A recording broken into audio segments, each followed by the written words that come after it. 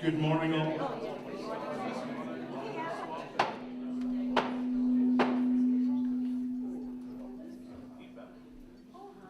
I take it you can all hear me through this. See, there's a little bit of feedback, isn't there?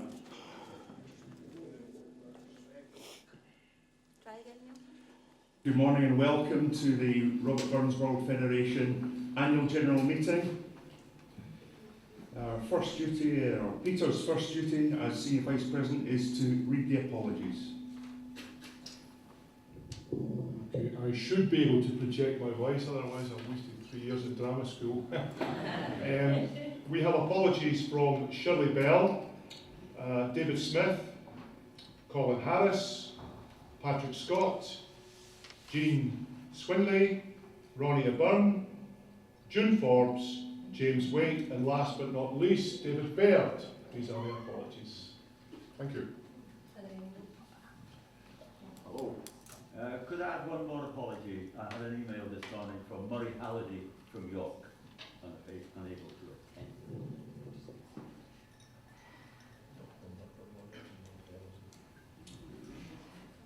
It's Murdo Morrison and Hero.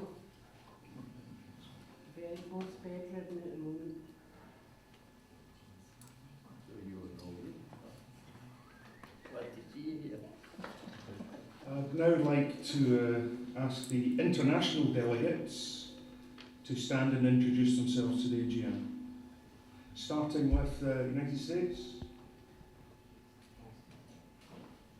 Leslie Strachan, Halton View International Burns Club. Always a pleasure to be back.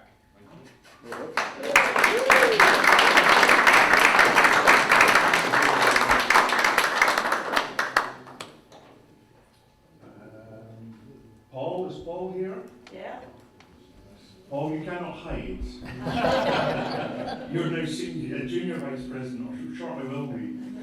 Paul Kennedy, U.S. Delegate, South Jersey Celtic Society, and Greenwich Burns Club.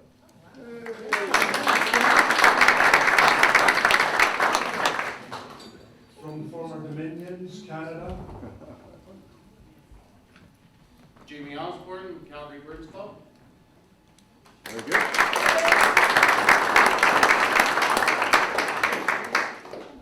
Ron Pratt, Calgary Burns Club.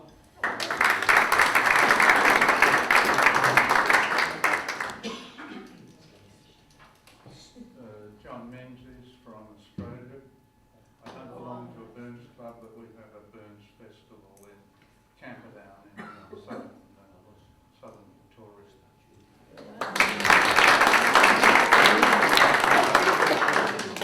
I'm Carlos Oliveira Santos from Portugal.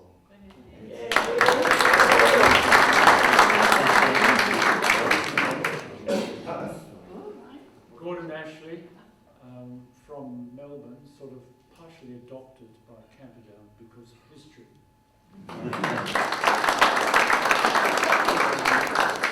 There are still some Canadians lurking out there. Are they not going to stand up and introduce themselves?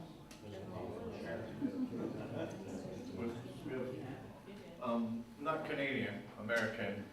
We know the difference. So Leo Duncan, Vice President, South Jersey Celtic Society. Thank you, Leo.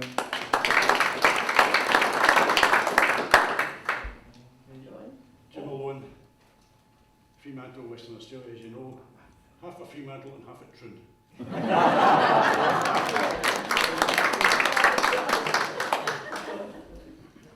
Andy Harbour, Chief of the Caledonian Society of Ghana. Very good.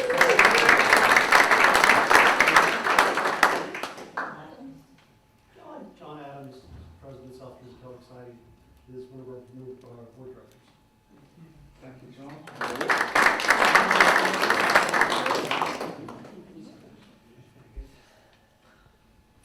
It's now my sad duty to read the names of those Burnsians who passed away in the last year. Inez Anderson, past president of Robert Burns World Federation. John Steele, Len Murray, Guild of Speakers. Matthew Brown, Irvine Burns Club, past president. Graham Hislop, Irvine Burns Club director and curator. Ian Clarkson, Irvine Burns Club honorary member. Craig Brown, Irvine Burns Club honorary member.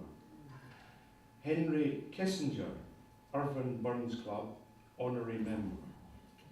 Dr. Ian Green, Irvine Burns Club honorary member. Dr. George Hewitt, Irvine Burns Club. Hugh Brown, Irvine Burns Club. Robert Smallwood, Irvine Burns Club. Donald Ross, past member of the Heritage Committee. Walter Glenn, past president of Royalty Burns Club. Ronnie Bullock, past president of Royalty Burns Club. Roy Scott, Sandiford Burns Club. Beth Harper, Kilbride Burns Club. John Sackie, Kilbride Burns Club. Brian Keenan, Kilbride Burns Club. Kyle Scott, Calgary Burns Club. Lottie Gourley, the Howth Burns Club. Are there any other obituaries that anyone wants to bring forward right now? If you are able, I would ask you to stand for a few moments of reflective silence.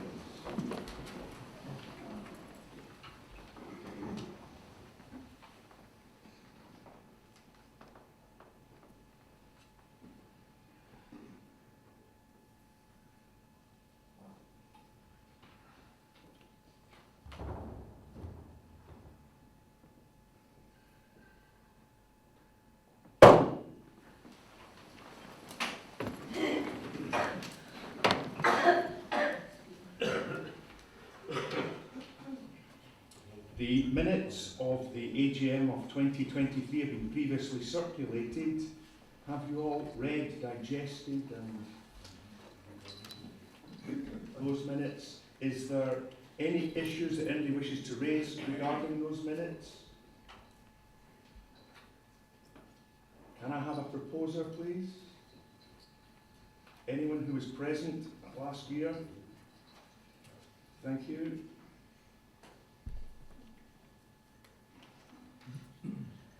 And seconded. Thank you, Paul.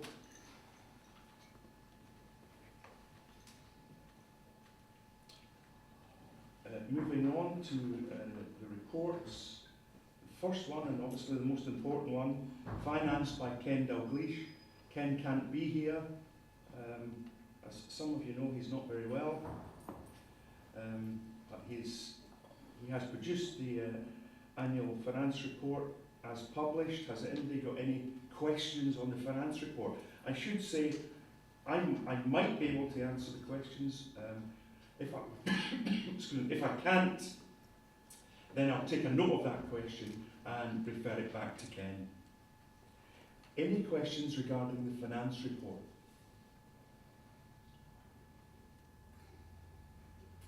Thank you. I think it should be noted that we were all very, very impressed by the display of the report. Thank you very much. I'll make sure that's passed on to Ken.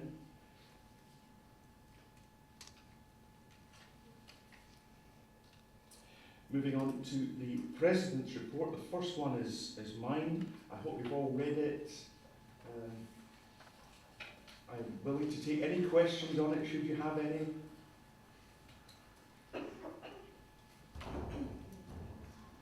And there's no additions to it. Thank you. Moving on to admin, which is Margaret Ann's report. It's as published with no additions. Are there any questions for Margaret Ann?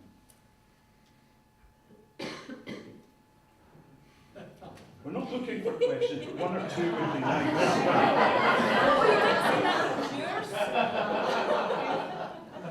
Mr. President, to ask a question. Martin Cassidy, yes, Association of Burns Club President and the Glasgow Haggis Club. Just to say, Martin, you're a glorious person in all you do for the Burns movement, and you don't get nearly enough acknowledgement for all the peripheral stuff as well as the direct stuff that you do. I've got to compliment you because you're doing a lot of things single-handedly with some support, but just marvellous. Well done, you.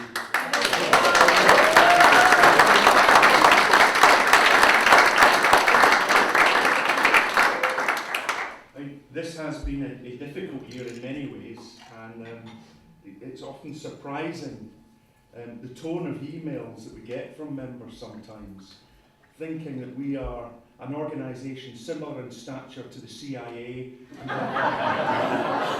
have the resources of the CIA in every country in the world that we can, bring on to sort out international issues. No, we're run from the office on the first floor, ground floor and the first floor in Kilmarnock. Moving on, the next report's from Peter Pringle, as published. Any questions? And Peter's sitting here. Peter's about to run. I don't like to see. Oh, good. Related with publishing, we had the joy in Portugal to publish a book with 10 Scottish poets translated into Portuguese. And it's an honor to approach to the table if you give me permission. Absolutely. To you. Thank you. Your one for the Federation, I suppose you are the, and one for our dear Mother Club. I'm going to dedicate to our dear Isabel.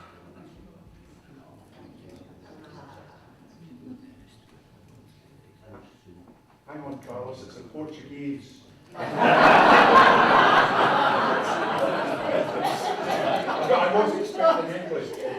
Why should I do that? As you know, Portuguese is a version of Scots. But it's also in English, and as a preface, it goes from Billy Gay, the great Scots writer. I've just turned the page and found I've turned the page, and the page I've opened up is James Hogg, The Flowers of Scotland, which is very relevant because we have a descendant of James Hogg here with us today. And is he going to stand up?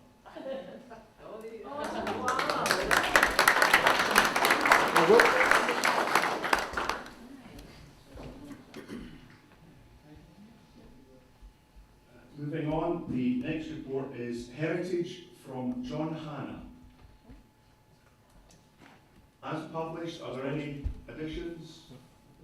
Any questions about heritage?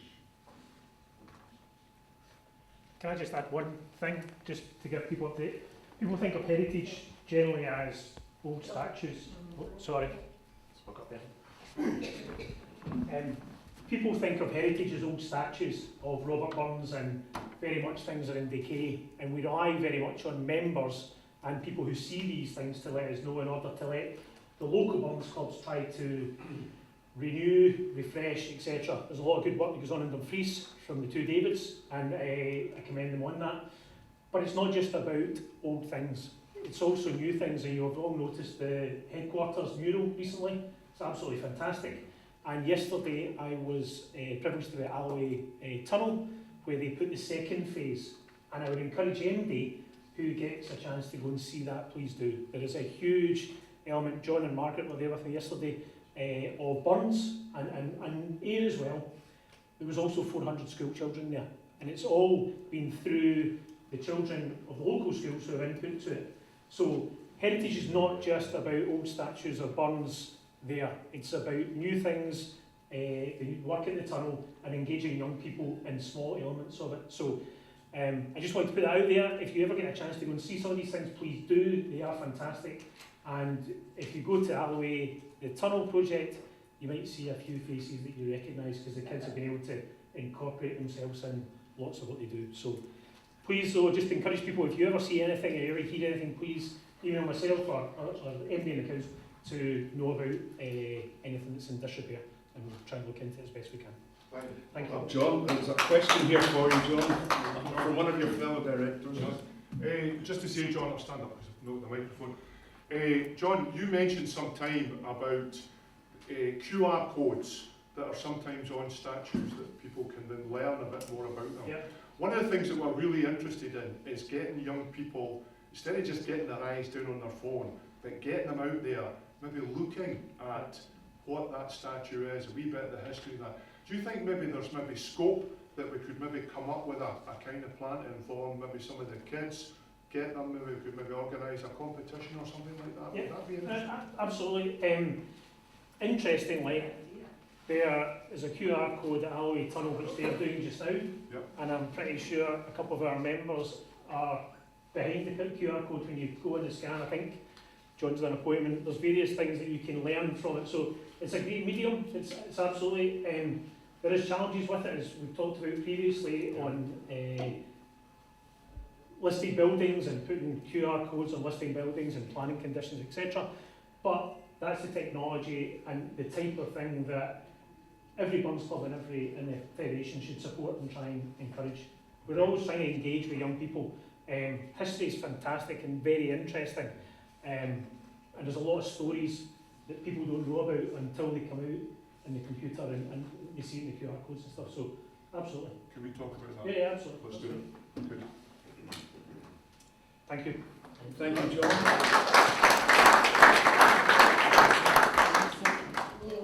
Oh, can I add something new?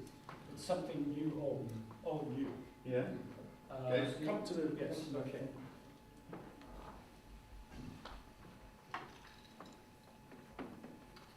As some of you will know, I was involved in researching the statue in Camperdown, which a number of you have had the joy of being able to get out and see. Well, that wasn't the last of them, and the last of them is still not dealt with because that's the statue of Burns in Perth. And that statue looks like Burns in drag because it's been painted over so often that it's lost its meaning and its shape. And I'm working, or doing my best to work, with Perth Council to get them to take the statue seriously, and also to take the Walter Scott statue seriously, because both have been left in the lurch now for years. But, so that'll be the last, but possibly the second last is what we've done this year. And most of you, I guess, have been down to the Dick Institute in Kilmarnock, and you'll have seen a little statue there, or a statuette of Burns. It was done by a man called David Watson Stevenson, whose brother pipped him at the post to win the commission for the Kilmarnock statue. And David, the first three statues were of the first, second and third for the commission were actually retained by Kilmarnock, and the third was by a man called Spence. So that's the background to that. But 20 years later, David Watson Stevenson produced a small cast iron statuette of Burns based upon his original, but he changed it. It was the 5th or 6th time that he'd been through Burns' facial formation, and he came up with a very humanistic, naturalistic take of Robert Burns. And that new head went on to a statuette, which became at the top of a drinking fountain down in what is now Newcastle. The little place was called Walker beside the Tyne River and beside the wall, which is where the name Walker came from. A number of years later, that little statue turned up in South Africa. And it was looked after for years by a family there. And in the end, it was bought by a couple who were then living in Alloway called Alexandra and Paul Morris, who were good friends of Margaret and John Skilling. And they kept it, indeed, brought it back to Scotland, had it magnificently restored. It's cast iron, and you wouldn't believe the workmanship that cast iron can produce, particularly when you've got a firm like McFarlane's involved. So that was the result, and then as their health has gone into reverse, so they decided that they had to do something with it. And in the end, they've gifted it to Historic Environment Scotland, and it's in the engine shed. And it's a magnificent thing, only 4 feet, 4.5 inches tall. Beautiful. If you can arrange bus tours up there from time to time, the Historic Scotland have open days. There's a magnificent trip for you to all have. That should be now kept in great condition in perpetuity. Thank you. Thank you, Gordon. Moving on, schools report from Beth Kerr, as published. No additions? Oh, some additions? Yes, right. Good morning, Mr. President and fellow Burnsians. Just a couple of additions made to the schools reports already submitted. Collaboratively, we work with the Association of Scottish Literature to hold the national competition for young writers. That's secondary 1-2. These have recently been adjudicated and the results are in. First place, Ben Wild. Second, Marley Laverty. And third, Thomas Valentine Connor. These pupils will be presented with their rewards next month when the association hold their conference at Glasgow University.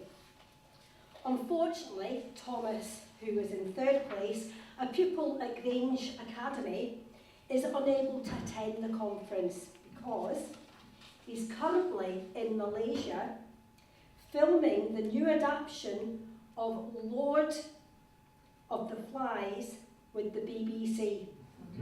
A talented young ambassador for the Rbwf indeed. Let's hope we hear more from Thomas in the future. The title for the international essay competition was emailed to the countries involved last week, and this year the pupils are to cover A Man's a Man. Planning is going well for the festivals, and we hope shortly to be able to announce the host and the venue shortly. Secondary Festival should be on Saturday the 22nd of March, and the primary will follow on Saturday the 31st of May, venue pending. If anyone is interested in offering any help or support in any capacity whatsoever, could you please speak to myself or Margaret Ann as soon as possible. Thank you.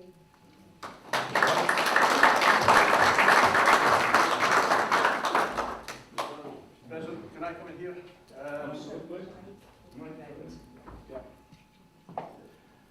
Apologies to Beth, Andrew Rayburn, President of the Edinburgh and District Burnstops Association. We've been looking at hosting the national festivals next year, and we do have one school, St George's School for Girls at the West End of Edinburgh, provisionally lined up for both festivals. The only slight drawback that we have is that we do have concerns about the car parking facilities. St George's School is a very popular venue for inter-school sporting activities, and if they have an event like that on, then car parking facilities are restricted. We are actively looking at three other alternative venues, and if they prove more beneficial car parking and facilities wise, then we may elect to go there. But we do have St George's Schools for Girls lined up, and it probably will be there. We had hoped to be able to confirm by today, so apologies to Beth, I know that you've been pressing us hard for it, but we will get venues confirmed hopefully in the next 2 weeks. So once again, apologies, but Edinburgh would be determined and very enthusiastic about hosting the national festivals once again. St George's School for Girls did take the national festivals a few years ago, excellent facilities, and we look forward to welcoming everybody back to Edinburgh next year, and the dates are noted and we're actively working on that, Beth. Thank you very much, Andrew. Thank you, Andrew. We really are blessed. We've got 2 or 3 options that we're looking into, and hopefully news will be announced as soon as possible. Thank you.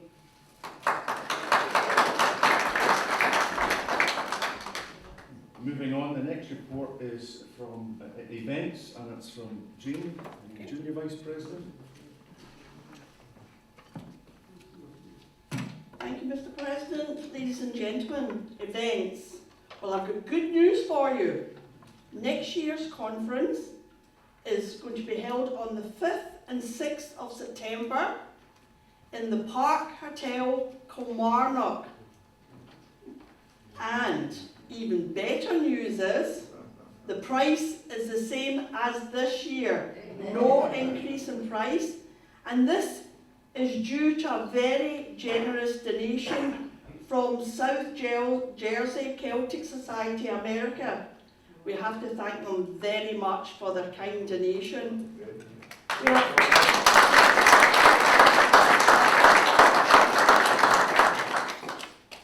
We have started discussions with East Ayrshire Council, who are very, very keen to get on board, because Kilmarnock's got a lot to offer, as a lot of places are. So we're really looking forward to working with them and the local Burns clubs as well.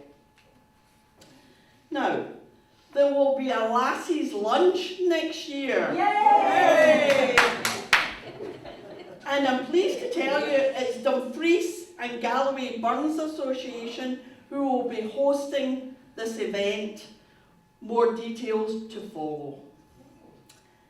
Also, we're having, after the end of the conference, for the last couple of years, we've done a Sunday lunch after the conference, so people are not just going away. We feel it worked. So this year, we're having it in Hamilton's in Irvine, and the details are in your packs that you were given. So come and see us at the shop after the AGM, because we're looking for names, because we've got to phone the restaurant to let them know how many of you are coming. Okay, now also under events is merchandising, which I have just taken over in January. So I hope you'll come and visit the shop. We've got plenty of bargains. We need to clear a lot of the stock before we can buy new stock. So please come and visit us and bring your purses with you, or wallets. Any questions? Or cards. Yes, we take credit cards, debit cards, any cards. No questions? Good. Well done. Thank you.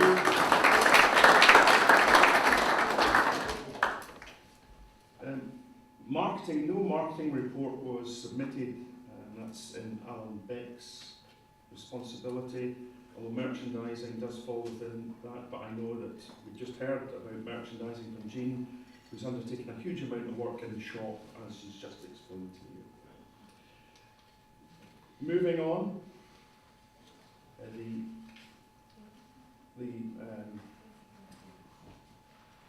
editor's report from the Chronicle, built from Bill Dawson, as published with, looks like Bill has some extra things to say. She's anxious to say that I don't.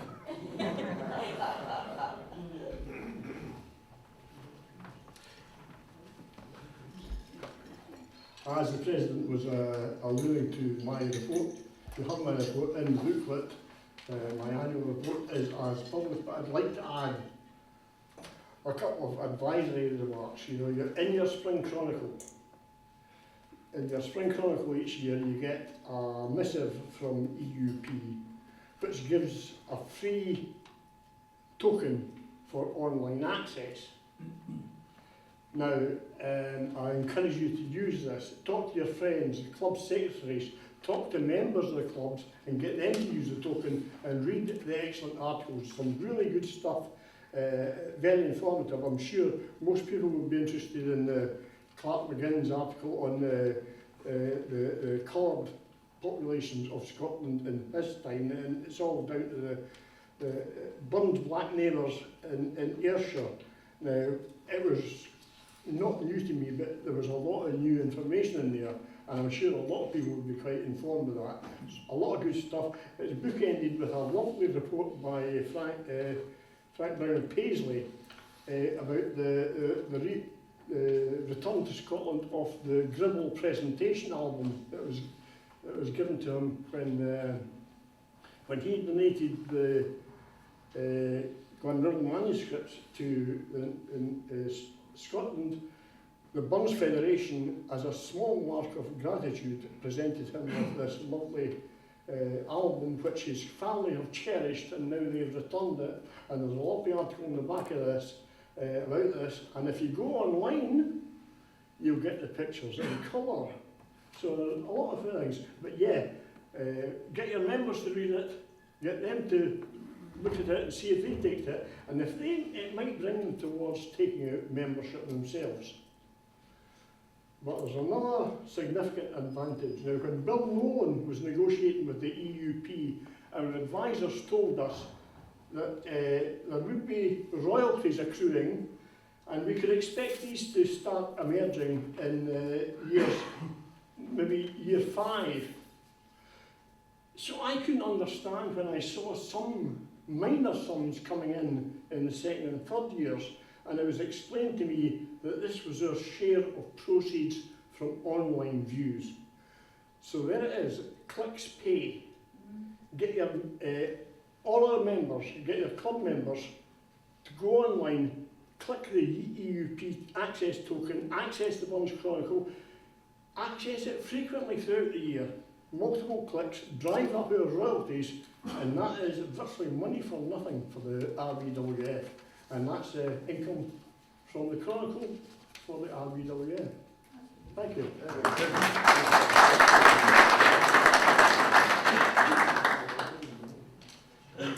Staying with you, Bill, as archivist. We have a question. Bill's archivist. Oh, sorry. My question's on Chronicle. Yeah. I beg your pardon. Yeah, hi. I just wondered if that's available in local libraries online, the digital libraries that you know, every council now has digital access, digital library. If they subscribe to EUP access, which I take it they might well do, EUP don't individually market to libraries. They're part of a global group of publishers, which libraries may well subscribe to. So you may well find it in your library. But as I say, if you click the token and you get members to click the token yourselves, it drives up our end of it. Yeah, I just thought it might be a way of increasing access to the general public that are not necessarily Yes, members. local libraries, back in the day, many local libraries would carry the Burns Chronicle in a letter form. It was the way I first accessed it when I was a number of years ago. I would go in and I could go in and access the full range of the Burns Chronicles displayed in the library. You wouldn't see that now. Libraries stopped taking the Chronicle a number of years back when we went popularised and went magazine format and such like. It wasn't a thing that went with the libraries. Plus they were under financial constraint, so it was a very easy drop for them. The Burns Chronicle was a very easy thing for them to let go. But yes, online access should be readily available, and it should be, get somebody, if they're going down the library, to look into the Burns Chronicle as well. Why not? And so get them to encourage people to read it. There's some great stuff in it, a couple of good articles by, good articles. Remember, we've got a great one, an absolutely outstanding article coming this next edition. Gordon Astley put a fantastic piece of work on the faces of Burns that's been replicated in statues, and that's a very informative work, and I'm sure that will interest people. So, yeah, lots to interest people. Yeah. Any more questions on Chronicle? Thank you, Bill. If you could stay where you I'll are. annoy you with my Archivist report, yes. Again, my report is in the Chronicle, and I'll be briefer this time. My efforts as archivist this year have been quite modest due to a number of circumstances. There's been some development of the library. I occasionally get queries from the internet passed to me, which is quite, it keeps my interest going if I've got to spend a couple of hours digging out an answer to an internet inquiry. And but there's little advance on the curating of our solid art and artefacts this past year. I say I'm becoming a bit of an artefact myself. I say, I was doing a command the other day, and there was a number of the conference committee putting together the conference packs. It reminded of me one time I was involved in assembling conference packs. Back in the day when conferences were organised by local committees, I was the chair of the conference committee in Stirling when we held the conference in 1984. And I'm just saying, you know, I'm celebrating 40 years of 40 years anniversary of the 84th conference this year. So anybody that was at the 84th conference, if you join me in the bar, I'll buy you a drink.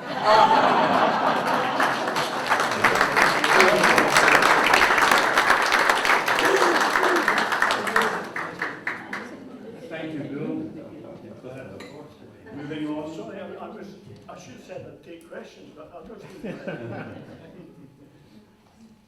The next report is again from Jean Abdulrahim, Junior Vice President.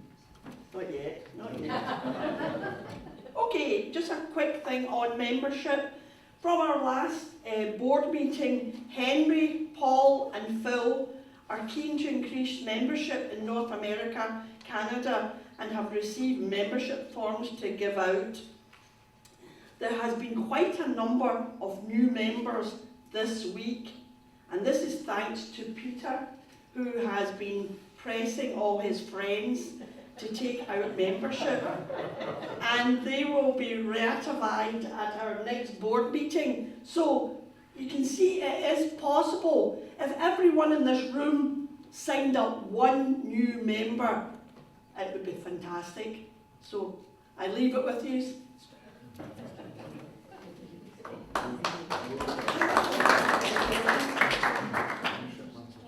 Membership matters. That's our strapline. Membership matters.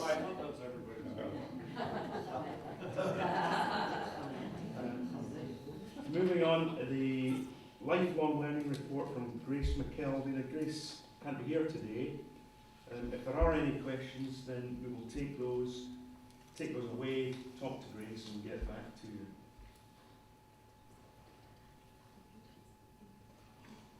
Peter, do you have anything to On the lifelong learning? Yeah, I could maybe say something. Okay.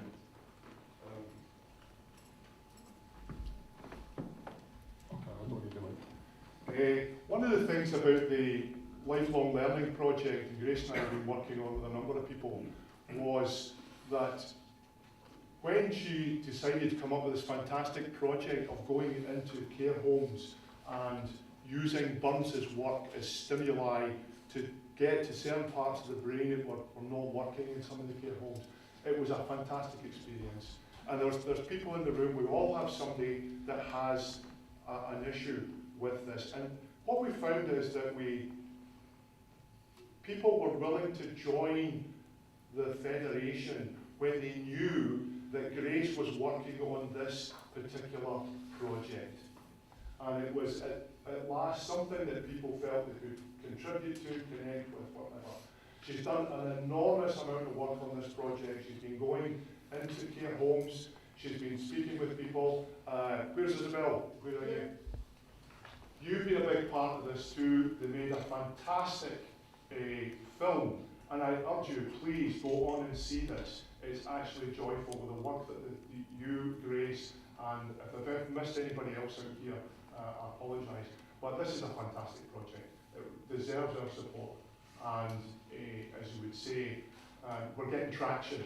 So when I've gone to members and I've shown them this film, and they've said, I'll tell you what, I'll take out a membership.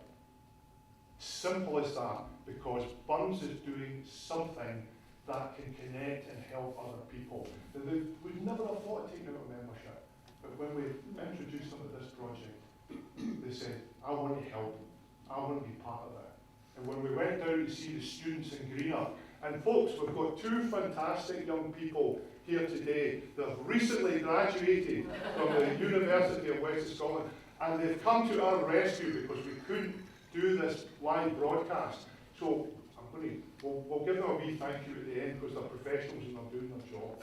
Not interrupting. But can I just say, when we went to Greenock and we asked to do the recordings in the studio for Grace's project, every one of the students says, Pete, we'll help you. We'll help you. My papa, my granddad, my whatever, they said, we'll help. And tremendous with Grace. And she's done it all by herself. It's fantastic. Yeah, questions? Can I ask what the name of the film is, Peter, please? It's on YouTube. Isabel, No idea. Right,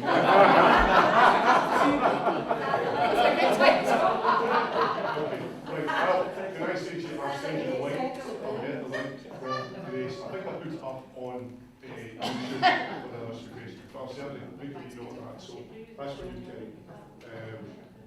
That's it. So, I would like to go on all day talking this because it's really good, but I think we're pushed for time. But can we just say, in Grace's absence, can we give her a resounding round of applause?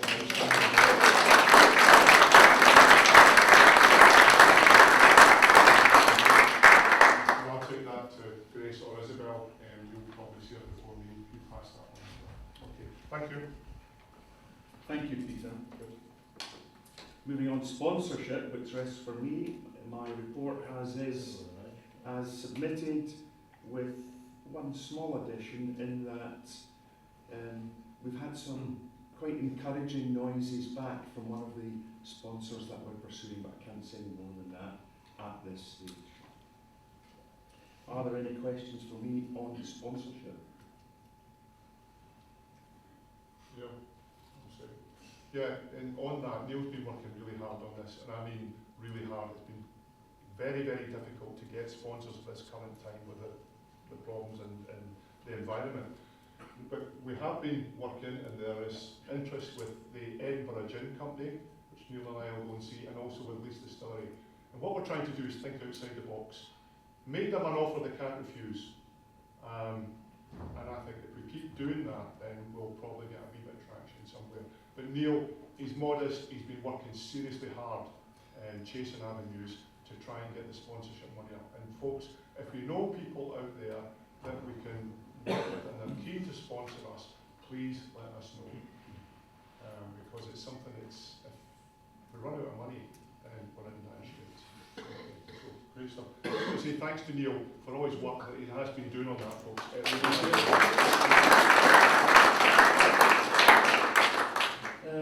Moving on, Director at Large Phil Smith, who joined us earlier this year.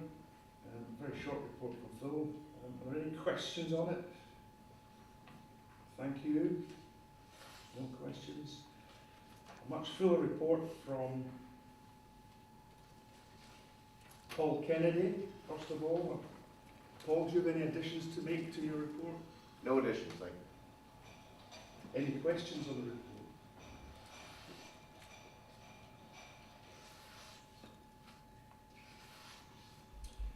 Report from Canada by Henry Kearney. Henry can't be here today, but obviously any questions that come up, we can feed back to Henry and come back to you with any answers. But there are some Canadians here that might be able to input to Henry's report if they so wish. Any questions on the Canadian report?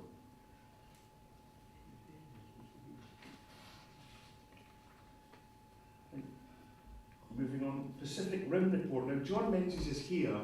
I would like him to have some questions because it's, you know, you can't come all this way and not have a question. So please, Australia, any additions, John? Yes, if you'll allow.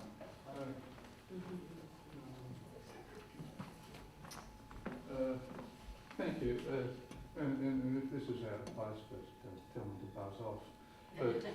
But I just wonder about the suitability of my title, Pacific Rim Director. Rims give me the horrors because I feel I'm going to fall off. And I'm not sure how appropriate Pacific is. I live on the Southern Ocean. Jim lives on the Indian Ocean. Gordon's on Bass Strait.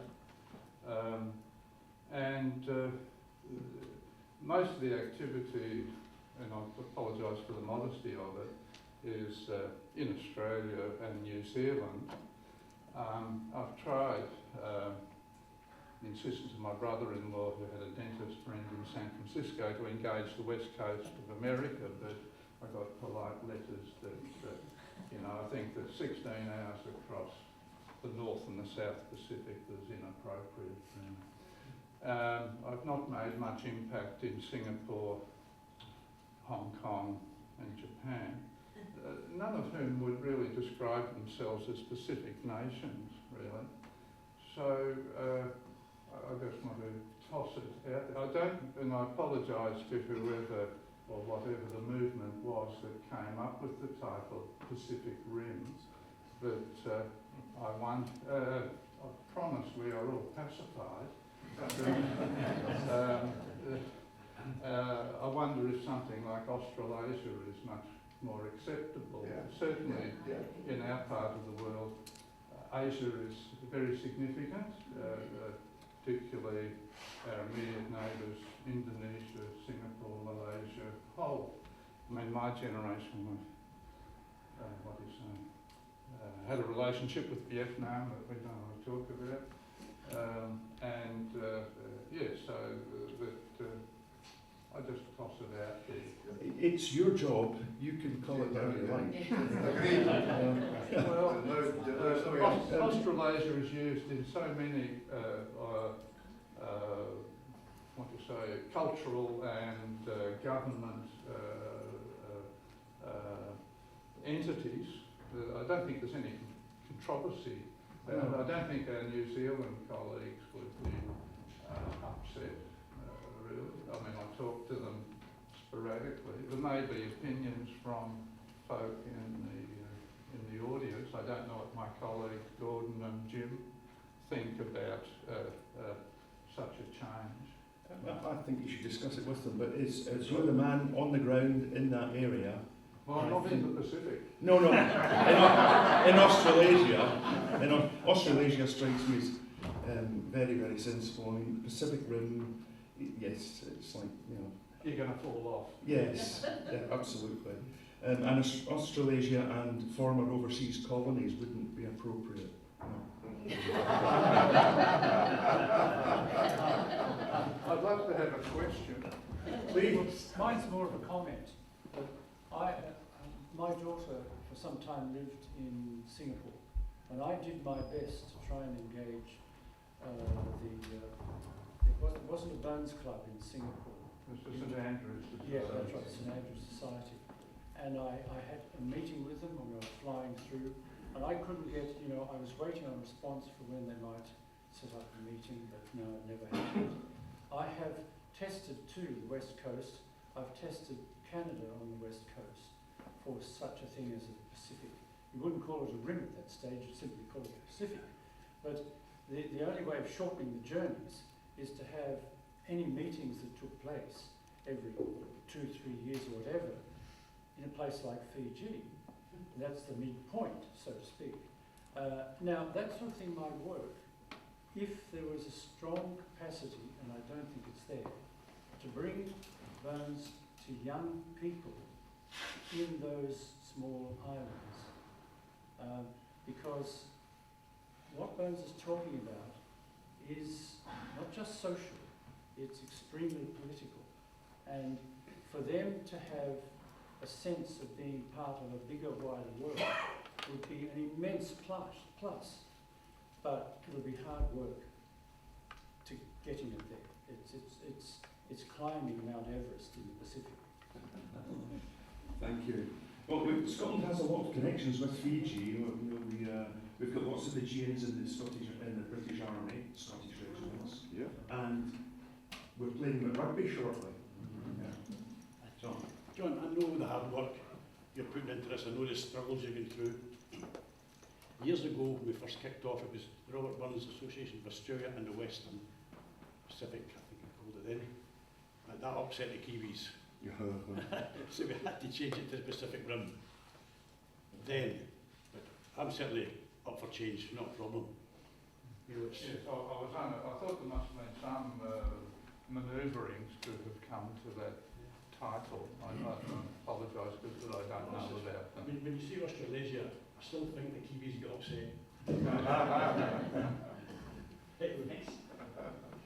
Can I just comment that we've been lucky that the presidents of the Federation have been able to visit on occasions, and certainly in the last couple of years with Alan Beck being a performer, has certainly assisted making bridges with other Scottish organisations, and in particular the Melbourne Tartan Festival, the Victorian Scottish Heritage and Cultural Foundation, which is very well financed, and the same with another group called the Scottish Australia Heritage Council, based in Sydney, which has been a little resistant to overtures, but happily they came to our Melbourne Tartan Festival activities and met Alan, who sang for them, and obviously got a gig going up to Sydney. So I'm hopeful that things can grow. Burns clubs, per se, only one exists anymore, and that's the Melbourne Burns Club. It's chartered as a Burns Club. There are many St Andrews societies, Caledonian societies, pipe bands, that sort of thing, for whom Burns is part of the fabric, but it's not the centrepiece. So, I'm very glad that you came all this way, John. We've managed to have this discussion, change the name of your geographical responsibility, and get the history to it. Thank you very much for all that you do in Australasia.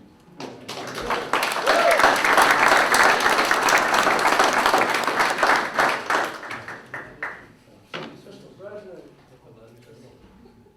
I think Australasia would be a great choice for that instead of the Pacific Rim.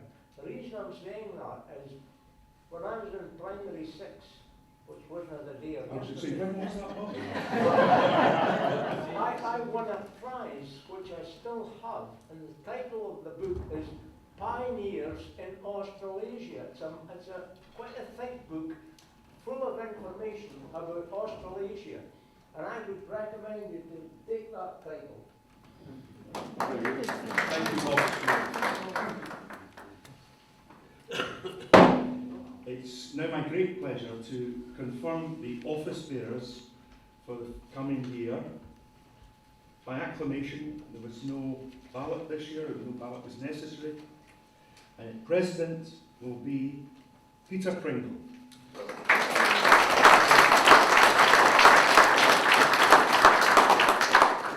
Senior Vice President will be Jean Abdul Rahim.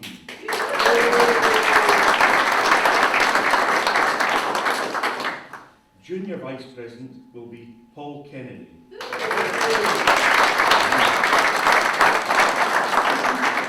And I would now like to invite Paul to take his proper seat up here with us, and before he does, I would like him to say a few words.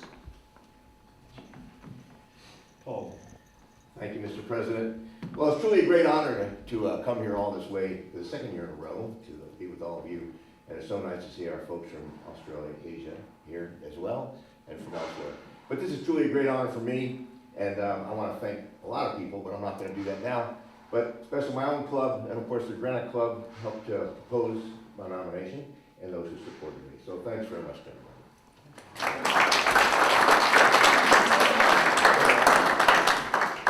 The international directors, as you just heard, will be for America, Paul Kennedy, for Canada, Henry Kearney, for Australasia, the newly named Australasia, John Menzies. The election of conveners. The following positions have only one nomination, and I declare that the applicants are elected by acclamation. Literature convener, Peter Pringle. Heritage convener, John Hanna. Events convener, Jean Abdul Rahim. Marketing convener, Alan Beck. Schools convener, Beth Kerr. Can we all congratulate those conveners?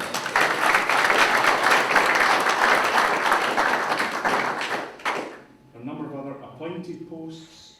The editor of the Chronicle, Bill Dawson.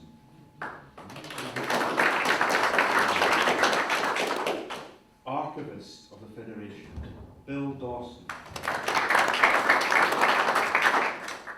Finance, Ken Dalglish.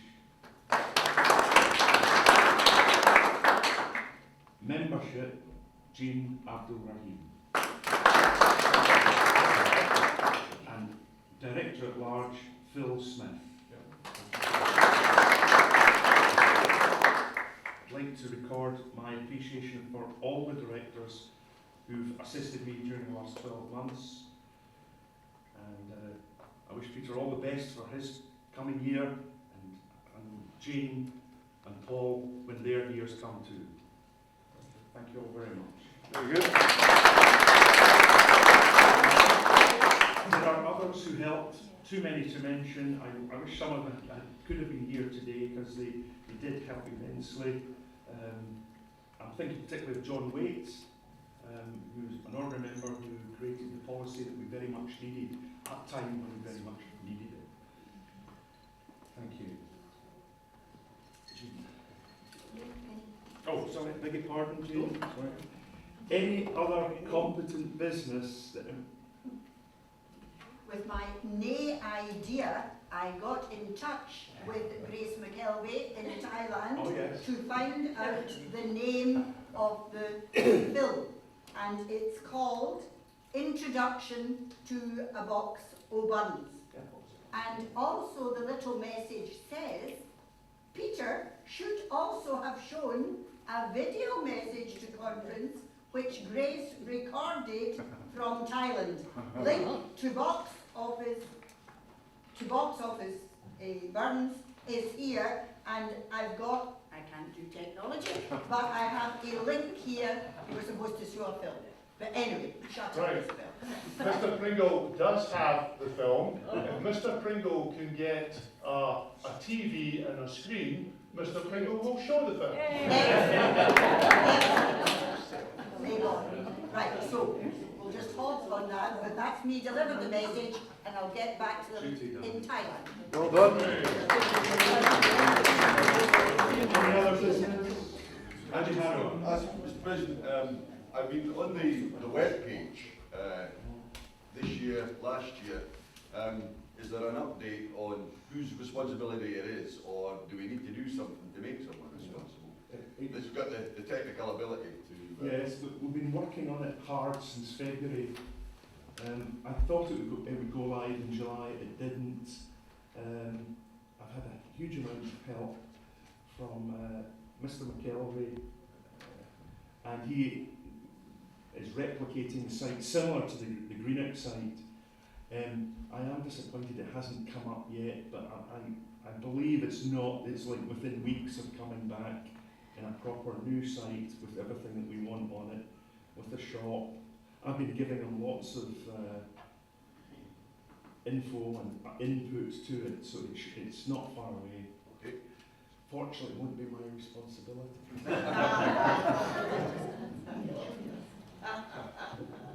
I did have contact with the web designer just this week. He had hoped to have it ready to launch today at the AGM, but there's obviously been a wee bit of a hiccup with it. So when Neil says it's not far away, it certainly is not far away. It should have been today, but it'll be within the next week or so, and the website is looking fabulous, much better than we have just now, and just waiting for the live button to be pressed. It will be within the next week, I'm assured. Thank you, Margaret.